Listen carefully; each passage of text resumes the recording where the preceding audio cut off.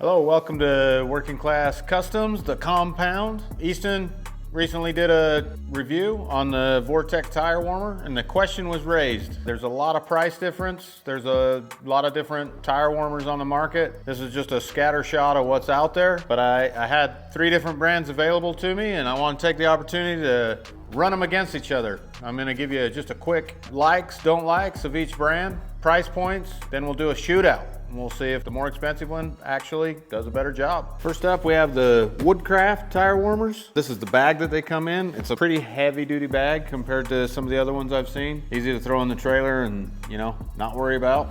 In here, it's plenty big to fit both your front and rear warmer, even if you don't roll them up very good from the last time you used them. Something I like about the Woodcraft, they have the branding, the Woodcraft branding on the back. It predominantly says quite large rear, front. Even though they're not hard to tell apart, that is kind of nice. Looks cool in the pits. We're gonna go ahead and put this on.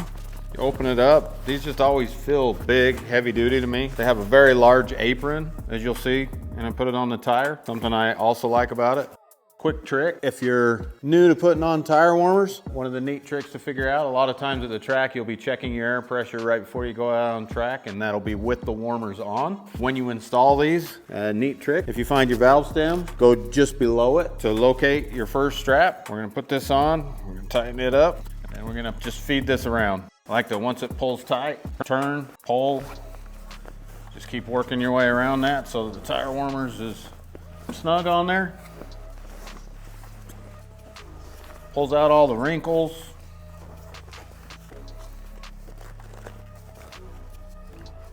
When you get to this side, you have Velcro for the apron, Velcro in the center.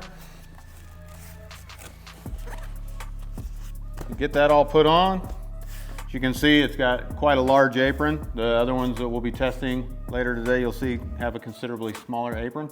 And then the claim to fame for the Woodcraft. So on a Woodcraft tire warmer, when you put them on, we have 2 different connections. The tire warmer will not work without these connections connected, and the tire warmer can't come off without disconnecting them. It's a safety feature, so we never accidentally leave these on. For those that don't know, if you leave a tire warmer on, off of the tire, it can burn it up. Plug that in, and then we're engaged. Woodcraft tire warmer, unlike the other ones we're gonna test today, the controller has simply 2 settings, warm or hot. The warm temperature is between 130 and 140, and the hot is between 160, 170. I'm gonna point out a couple things that I don't like about Woodcraft. Keep in mind, everything that we're reviewing today, I have had actual on-track experience with, so these opinions are based on things that I've seen. On most sport bikes, there's very small clearances between your fender, your tire, things like that. Sometimes it can be a bit of a challenge to put a tire warmer on quickly.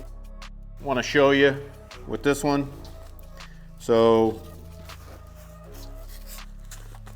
earlier, I pointed out one of the positives of the Woodcraft tire warmer. One of the positives is this quick connect that it has. The problem with this quick disconnect is sometimes, depending on your clearances and how fast you're hurrying to put this thing on and all those things, as you roll the warmer through on a Woodcraft, as it actually feeds through the fender, you can see how tight that is. As you feed that through, the cable has to be drug around also, which is unlike the other tire warmers we'll be reviewing. But this cable, as you can see, has to be put through, has to be carefully monitored, carefully watched, and fed around.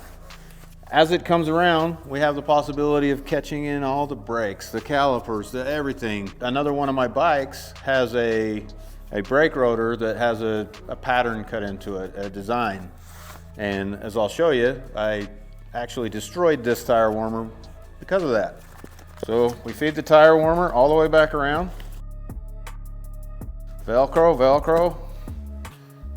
I've modified the plug on this one because after feeding it through a couple rounds, I ended up destroying the cable on this and just wiring in my own plug for the same thing, but that's why that looks the way it is. So that's a downside to it. Just be careful with it and you'll probably be okay. Some of the reasons I had that problem was with an aftermarket brake disc that had some Ginsu stuff in it. The second thing that I ran into for the same reason is I love these aprons. You can see they cover all the way to the brake rotor. Really holds the heat in there, really does a good job. That's awesome, but the other thing you really need to be careful with is these can get caught in all kinds of things as you go around. There's an elastic band inside this hoop to keep it tight.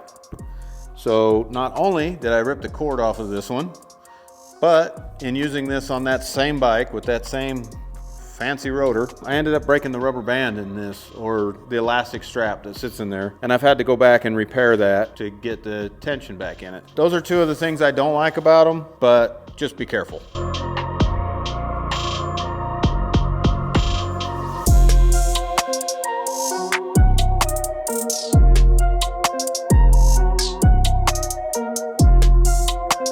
The next one we're going to take a look at is the CIT Supra. This is a digital readout, top of the line, MotoGP standard. You'll see a lot of the top guys running one of these. At the end of this video, we're going to get into some prices, but this one's more expensive. Let's throw this on, see what we think. Just feeling it. It's a slicker material, almost like a windbreaker on the inside. Compared to the Woodcraft, it seems a lot more flexible, a lot lighter. I don't know what the weight is on this one, but I know that the Woodcraft is 7.35 pounds just for the warmer. Feels like about half that. I don't think the weight's a disadvantage because you take them off before racing. Same as the other one. You have a Velcro strap we're gonna put on, and we just feed it around the tire. It's actually easier to put on while it's on a bike. Same as the Woodcraft, we got Velcro, middle, sides. So we're gonna go ahead and plug this in. You can see we have a nice digital readout. This one's currently set at 90 degrees Celsius. You can see that it'll cycle back and forth. It'll show you what the recommended temperature is and then blink back to what the actual temperature is of the tire. Real easy to change right here. You just cycle, I want them at 93, I want them at 94, whatever works for you. I know from personal experience that this bad boy is going to heat up a tire as hot as you want it. Positives and negatives with the CIT. CIT tire warmers are very easy to put on. I think because they're so thin, they seem to fit around the wheel, underneath fenders, those kind of things, very conveniently, very easily. Again, you don't have a giant apron on there. Some things are positives and negatives, I believe. The tire warmer, we're going to test it out in a minute, but heats up really fast, heats up really good. Negatives on this thing.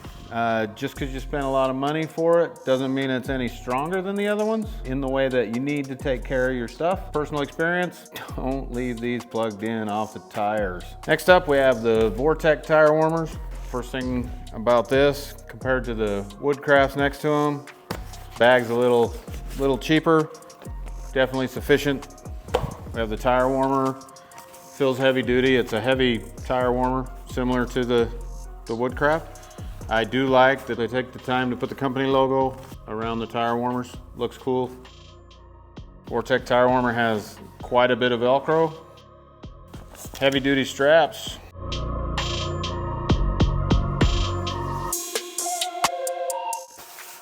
All right, so the Vortek tire warmer, it's a combination of the two we've just looked at, in my opinion. So the Woodcrafts had a quick disconnect that's unable to take the tire warmer off without disconnecting. The Vortek also has a similar disconnect. Difference being it is still possible to take the warmer off or on while it is plugged in because it's not the two sides connecting rather than just being able to quickly disconnect it from the controller. The controller on the Vortek looks like this. And to me, it feels like a lot of cables.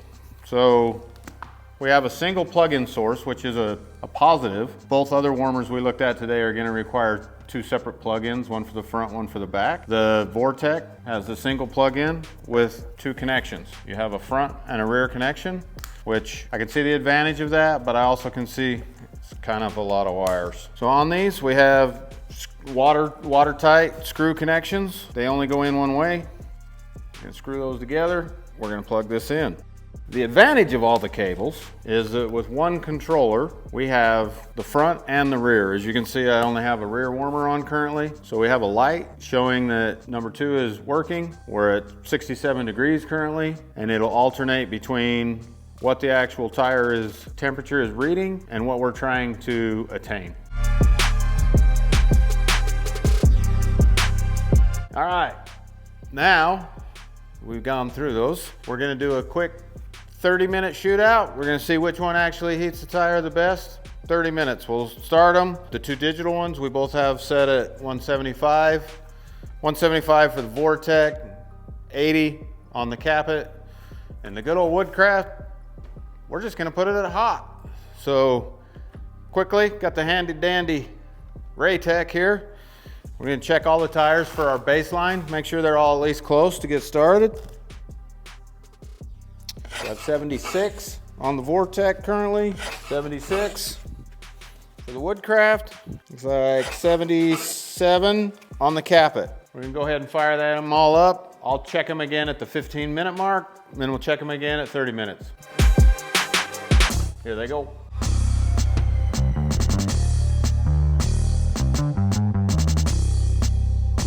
We're at the 10-minute mark. Let's see what we got. 95 degrees for the Vortek. Cool. Woodcraft's hanging in there at 123. The Capit has hit 173 after 10 minutes, starting at 75 degrees.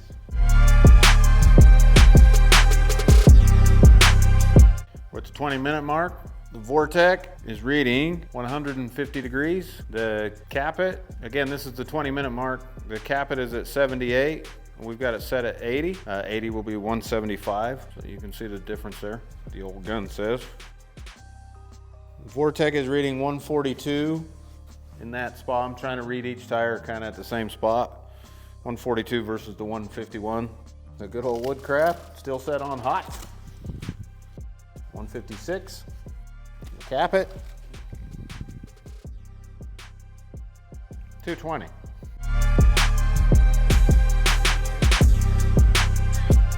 All right, so we've hit the 30-minute mark. I will point out that the Capit maxed out at our 80 degrees Celsius at 21 minutes and has been in a holding pattern for the last 9 minutes. Our Vortek is currently at 168, 169. There it is. We're a little past 30 minutes at this point. I'm gonna put the temperature gauge on them one more time. Reading 162 for the Vortek, 174 for the Woodcraft, 220 for the Capit. Well, there you have it. I'd like to point out that this is just a small sample size of what's out there. There's a lot of other tire warmers, a lot of other brands. When I've been to the track, the Woodcraft, the Vortek are quite popular. The Capit, a little less popular in the circles that I run in at least, but you have Chicken Hawk Racing, you have Pit Boss, you have just an endless amount of tire warmers out there. Let's talk about the prices a little bit on these. We mentioned in our 30-minute test, the Capit had maxed out at 21. Reading it with the heat gun, it's hot. It's 220. The Woodcraft, not sure when it finished, but at the 30-minute mark, it was reading 175. That's what the book says that it should be on the hot setting. The Vortek, we're still working on it. We're at 173. We're probably 35, 40 minutes into this at this point. All these tire warmers will do the job. Surface temperature is just part of it. You want to have a nice warm tire. You want the rim to be warm. I can physically feel the difference in the rim temperature between the Woodcraft and the Capit. That thing definitely gets hot. That being said, the Vortek, we have I'm sure the prices range, but from the Vortek website, as looked at today, you're at $399 for a set of those. The Woodcrafts, same thing. Check just today, you're at a price of $436 for a set of those. And those Capits over there are $1,399 as per the website today. As you can see, we're about 3 times the price. If heating tires is what's important to you, these things definitely do the job, but I don't think any of them don't do the job. Any of you out there that are listening, any of the followers, subscribers, you want to chime in on this, tell us that you got a better tire warmer? Love to hear about it in the comments. Please like and subscribe, and we'll see you next time.